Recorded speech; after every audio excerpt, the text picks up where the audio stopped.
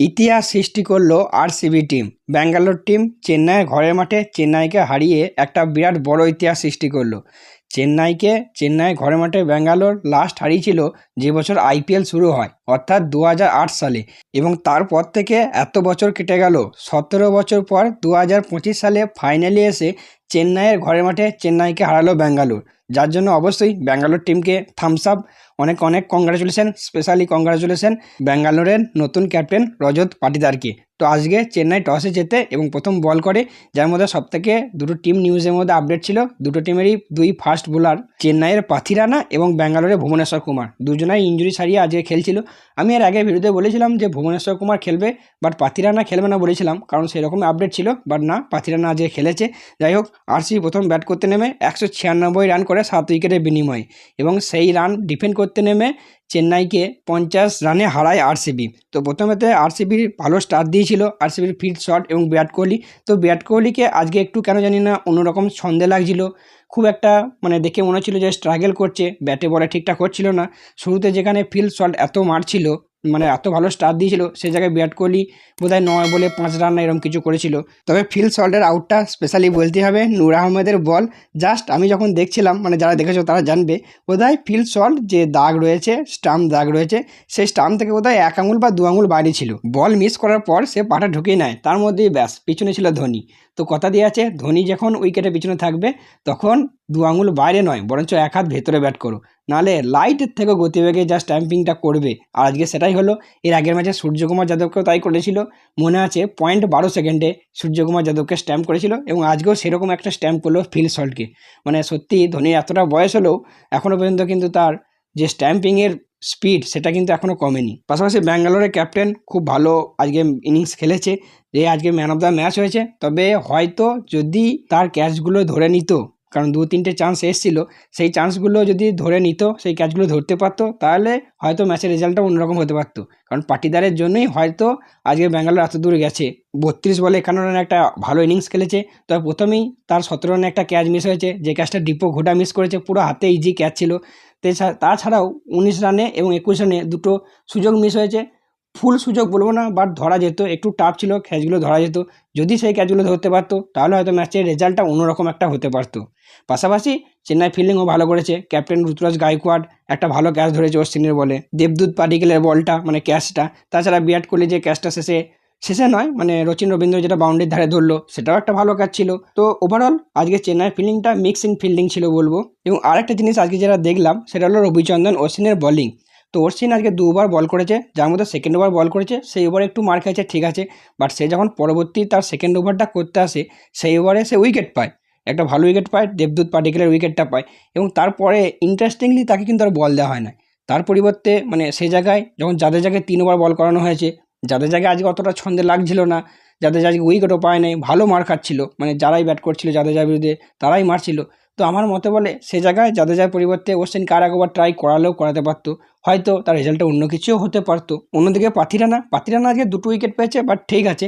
কিন্তু ইনজুরির পর আসে, আজকে বলের লাইন লেন্থ একটু এদিক ওদিক ছিল, বেশ কিছু ওয়াইড করেছে, মোটামুটি প্রতি ওভারই 1-2 করে ওয়াইড করেছে। প্রথম দিকে ভালো মার খাচ্ছিল, শেষ দিকে উইকেটটা পেয়েছে বলে হয়তো কেউ কিছু বলবে না, বাট প্রথম দিকটা যদি যারা দেখেছো তারা জানবে প্রথম দিকে সে কিন্তু একটু মার খাচ্ছিল।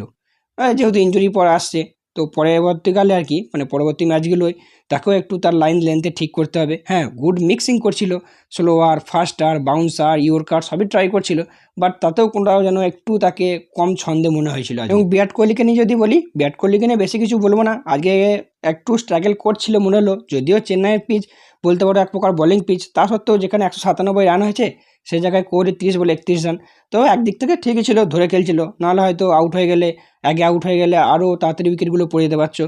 তাও ওভারঅল বিরাট কোহলিকে আজকে একটু এদিক ওদিক মনে হচ্ছিল। এবং যদি আরেকটা প্লেয়ারকে নিয়ে কথা বলি, সেটা হলো দেবদূত পাডিক্কেল, যাকে আগের ম্যাচে ঠিকঠাক না লাগলেও আজকে ভালো ছন্দে লাগছিল, ভালো স্টার্ট করেছিল, 14 বলে 27 রান, প্রায় 200 স্ট্রাইক রেটে ভালো করছিল। হ্যাঁ, যদিও তার ক্যাচটা অবশ্য ভালো ক্যাচ ছিল, গায়কোয়াড় যে ক্যাচটা ধরলো। আশা করছি দেবদূত পাডিক্কেল ভবিষ্যতেও পরবর্তী ম্যাচগুলোকে কিন্তু ভালো স্কোর করবে। এবং আরেকটা জিনিস যেটা আজকে মনে হলো আরসিবির ব্যাটিং থেকে, সেটি হলো জিতেশ শর্মা বোধহয় খুব সম্ভবত আগে 6 নম্বরে ব্যাট করতে এসেছে। তো আমার মতে বলে জিতেশ শর্মা যদি 6 নম্বরে না আসে, 4 নম্বরে বা 5 নম্বরে আসে, তাহলে হয়তো বা সে একটু ভালো ভালো পারফর্ম করতে পারবে। সে একটু সময় পাবে, প্লাস জিতেশ শর্মার মধ্যে যথেষ্ট হিটিং এবিলিটি আছে। তো সে যদি একটু সময় পায় পরবর্তীকালে সে কিন্তু ভালো স্কোরের দিকে যেতে পারে। সেই জায়গায় লিভিংস্টোনকে যদি একটু পিছনে দেওয়া যায়, লিভিংস্টোন নেমেই হিট করার মতো ক্ষমতা রাখে। অতএব আমার মতে বলে যে জিতেশ শর্মাকে যদি লিভিংস্টোনের আগে রাখা হয় সেক্ষেত্রে হয়তো টিমের জন্যও ভালো হবে, জিতেশ শর্মার জন্যও ভালো হবে। অন্যদিকে চেন্নাইয়ের ব্যাটিংয়ের কথা যদি বলি, চেন্নাইয়ের ব্যাটিংয়ের কাছ থেকে পাওনা আজকে খুব একটা কিছু পাওয়া যায়নি দর্শকদের, শুধুমাত্র শেষ ওভারে ধোনির 2টো 6 এবং একটা 4 ছাড়া। বাকি চেন্নাই আজকেও একই রকম ওপেনার পার্টনার ছিল রচিন রবীন্দ্র এবং রাহুল ত্রিপাঠী, কারণ চেন্নাই খুব একটা চেঞ্জ টিমে করে না বা তাদের কম্বিনেশনে করে না। যদি না খুব বড় কিছু হয়, মানে প্রত্যেকটা প্লেয়ারকে যথেষ্ট সুযোগ দেওয়া হয়, তবে ত্রিপাঠী আজকেও ব্যর্থ হলো। আজকেও প্রথমেই ওপেন করতে নেমে আউট হয়ে গেল এবং তার একটা সমস্যা যেটা রয়েছে সেটা হলো বাউন্সার বল বা একটু বুক লেভেলের বলগুলো, বুক হাইটের বলগুলো, ওর একটু সমস্যা রয়েছে। আজকেও হেজেলউড যখন এলো সেটাই অ্যাপ্লাই করলো, তাকে একটা বাউন্সার দিল এবং এসেই প্রথমেই আউট হয়ে গেল। তো ত্রিপাঠীকে তার এই জায়গাটায় একটু কাজ করতে হবে, মানে এই জায়গাটা এটাকে ইমপ্রুভ করতে হবে। বাকি দেখার বিষয় পরের ম্যাচে চেন্নাই ত্রিপাঠীকে দিয়ে ওপেন করায় নাকি আবার গায়কোয়াড়কে ফিরিয়ে আনে ওপেনে, গায়কোয়াড় এবং রচিন রবীন্দ্র ওপেন করে, সেই ব্যাপারটা একটা নজর থাকবে। পাশাপাশি চেন্নাইয়ের যে মিডল অর্ডার প্লেয়াররা অবশ্যই ভালো, তাদের মধ্যে ক্ষমতা আছে, বাট এবারে 2টো ম্যাচ থেকে যা মনে হলো চেন্নাইয়ের মিডল অর্ডারের প্লেয়াররা কিন্তু একটাও ফর্মে নাই। সেটা দীপক হুডা বলো, শিবম দুবে বলো, তাছাড়া স্যাম কুরান বা যার কথাই বলো, তাদেরকে খুব একটা মানে কি বলবো 2টো ম্যাচ দেখে অতটাও ফর্মে লাগছে না। দীপক হুডা আজকের ম্যাচেও রান করতে ব্যর্থ, একটা ফিল্ডিং মিস করেছে। পরের ম্যাচে কি করে, তাকে খেলায় কি খেলায় না, সুযোগ দেয় কি দেয় না, একটা দেখার বিষয়। যদিও তার একটা ফর্মে ফেরার আগে ভালো সুযোগ ছিল, ভালো প্ল্যাটফর্ম ছিল। পাশাপাশি স্যাম কুরানও খুব একটা ভালো করতে পারেনি। শিবম দুবে তো আজকে ইম্প্যাক্ট প্লেয়ার হিসেবে এসছে, সেও কিছু একটা করতে পারেনি। তবে আরেকটা ব্যাপার যেটা আজকে দেখলাম, আজকে মহেন্দ্র সিং ধোনি 9 নম্বরে ব্যাট করতে এসছে ইন্টারেস্টিংলি। তো আমার মতে বলে ধোনি যদি একটু আগে আসতো 15-16 ওভারের মধ্যে, মানে অশ্বিনের আগে যদি ব্যাট করতে আসতো বা যার আগে আসতো, তাহলে সেক্ষেত্রে ম্যাচের রেজাল্টটা হয়তো অন্যরকম হতে পারতো। সে জায়গায় হয়তো 50, আমি জিততো এটা বলবো না, মানে 50 রানে না জিতলেও হয়তো 10, মানে 50 রানে না হারলেও হয়তো 10-20 রানে হারতো চেন্নাই। এবার হ্যাঁ, ধোনির বয়স হচ্ছে মানছি, তাই বলে এমনটা নয় যে 4-5 বার সে ব্যাট করতে পারবে না। এবং সে যদি আসতো, এখন ধোনি সবসময় একটা হিট করবো এরকম একটা মনোভাব নিয়ে থাকে। সে জায়গায় যদি 15-16 ওভারে আসতো, 2-4টে হিট এসেই বড় বড় হিট করতে পারতো, সেক্ষেত্রে বোলাররাও একটু ভয় খেয়ে যেত, হয়তো ম্যাচের রেজাল্টটা অন্যরকম হতে পারতো। বাকি চেন্নাই কিন্তু মিডল অর্ডার বা লোয়ার অর্ডার বা ফিনিশিং যেটাই বলো, সেটা কিন্তু খুব একটা ভালো আমি বলবো না। কারণ যার যে বিশাল কিছু হিটিং এবিলিটি আছে তা নয়, অশ্বিনেরও যে বিশাল কিছু হিটিং এবিলিটি আছে তা নয়। হ্যাঁ, ধোনির আছে, বাট ধোনি তো আসবে শেষের দিকে 1-2 ওভারে। তো আমার মতে চেন্নাইয়ের এই মিডল অর্ডারটা, স্পেশালি লোয়ার মিডল অর্ডারটা, সেটার উপর কিন্তু কাজ করা দরকার, মানে দেখানো দরকার। তাতে আমার মতে বলে জাদেজা যদি একটু আগে এলো, শিবম দুবে একটু পরে আসতে পারে বা স্যাম কুরান একটু পরে আসতে পারে, এরকমও কিছু ট্রাই করতে পারে, সেদিকেও নজর থাকবে। তবে হ্যাঁ, এইটুকু শিওর যে তাদেরকে কিন্তু মিডল অর্ডারে ইমপ্রুভ করতে হবে, নাহলে কিন্তু ভবিষ্যতে অনেক ম্যাচই হারবে। বাকি আজকে আরসিবি যদি বলিংয়ের কথা বলি, হেজেলউড 3টে উইকেট নিয়েছে। এই একটা প্লেয়ার যাকে আমার স্পেশালি খুব পছন্দ, যাকে নিয়ে খুব একটা সমালোচনা হয় না, খুব একটা কথা বলে না, বাট সে কিন্তু নিজের কাজটা করে দেয়। সেটা আইপিএলেই বলো, মানে আরসিবি টিমের হয়েই বলো বা তোমার অস্ট্রেলিয়া টিমের হয়েই বলো, সে কিন্তু নিজের কাজটা ঠিক করে। বাকি সবাই আজকে উইকেট পেয়েছে, লিভিংস্টোন আগে 2টো উইকেট পেয়েছে, তাছাড়াও ভুবনেশ্বর কুমার 1টা উইকেট পেয়েছে। আমি তো বলবো ভুবনেশ্বর কুমার এবং হেজেলউড তারা যে পাওয়ার প্লেতে স্টার্টটা দিয়েছে, সেইখানেই তো চেন্নাই অর্ধেক ম্যাচ হেরে গেছে। কারণ পাওয়ার প্লেতে 30 রানে 3 উইকেট, যেখানে আরসিবি 197 রান করেছে 20 ওভারে। তো মোটামুটি এই ছিল আজকের ম্যাচের সামারি। যদি জাদেজার কথা বলি, জাদেজা আজকের ম্যাচে আইপিএলে 3000 রান কমপ্লিট করেছে এবং জাদেজা হলো প্রথম অলরাউন্ডার যে আইপিএলে 3000 রান এবং 100+ উইকেট নিয়েছে। অন্যদিকে যদি ধোনির কথা বলি, ধোনিও আজকে একটা রেকর্ড করেছে। সে চেন্নাইয়ের হয়ে, মানে মহেন্দ্র সিং ধোনি চেন্নাইয়ের হয়ে সবথেকে বেশি রানের মালিক হয়েছে। এর আগে রেকর্ডটা ছিল সুরেশ রায়নার, 4000 সামথিং কত রান ছিল, এবং তার মানে সুরেশ রায়নাকে টপকে দিয়ে মহেন্দ্র সিং ধোনি হচ্ছে এখন চেন্নাইয়ের সবথেকে হাইয়েস্ট, মানে চেন্নাইয়ের হয়ে বা চেন্নাইয়ের জার্সিতে সবথেকে হাইয়েস্ট রান গেটার। বাকি কালকে যে ম্যাচটা আছে সেটা হলো গুজরাট এবং মুম্বাইয়ের মধ্যে, আরও একটা ইন্টারেস্টিং ম্যাচ যেটা গুজরাটে হবে। অবশ্য যারা ভিডিওটা সকালের পর দেখছো তাদের জন্য আজকেই ম্যাচ হবে। যাই হোক, দুটো টিমের মধ্যেই একটা ইন্টারেস্টিং ম্যাচ হতে চলেছে। গুজরাটের মাঠে হবে নরেন্দ্র মোদী স্টেডিয়ামে। এবং যদি রিসেন্ট মানে দুটো টিমের হেড টু হেডের কথা বলি, তার মধ্যে 5টা ম্যাচ খেলা হয়েছে, যার মধ্যে গুজরাটের পাল্লা কিন্তু এখানে ভারী। গুজরাট 3টে ম্যাচ জিতেছে, অন্যদিকে মুম্বাই কিন্তু 2টো ম্যাচই জিতেছে এবং দুটো টিমই কিন্তু তাদের লাস্ট ম্যাচ হেরেছে। গুজরাট তাদের ঘরের মাঠে হেরেছে, এটা গুজরাটের জন্য একটা নেগেটিভ পয়েন্ট। গুজরাট অবশ্যই চাইবে তাদের ঘরের মাঠে ঘরের মাঠে প্রথম জয়টা ছিনিয়ে নিতে। অন্যদিকে মুম্বাইয়ের কথা যদি বলি, মুম্বাই চেন্নাইয়ের মাঠে গিয়ে হেরে এসছে। তো মুম্বাইও চাইবে তাদের আইপিএলের প্রথম জয়টা এবারে শুরু করতে। তো মুম্বাইয়ের জন্য একটা প্লাস পয়েন্ট থাকছে মুম্বাইয়ের ক্যাপ্টেন হার্দিক পান্ডিয়া, যাকে আগের ম্যাচে খুব মিস করেছে। হার্দিক পান্ডিয়া কিন্তু মুম্বাই টিমে খেলছে, এবার কার পরিবর্তে খেলবে সেটা একটা সে ব্যাপারে নজর থাকবে। বাকি যদি এই মাঠে দুটো টিমেরই পারফরমেন্সের কথা বলি, গুজরাটের তো হোম ম্যাট, ঘরের মাঠ, অবশ্যই গুজরাটের পারফরমেন্স ভালো।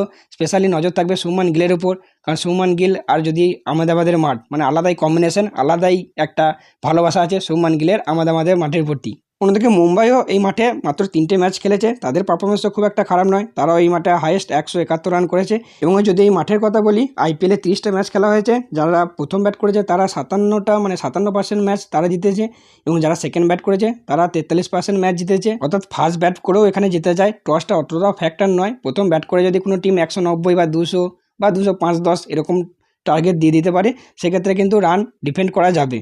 বাকি সেকেন্ড ইনিংসে একটা ডিউ ফ্যাক্টর থাকবে, তবে আমার মতে যে টিম জিতবে তারা প্রথম বলই করার সিদ্ধান্তই নেবে।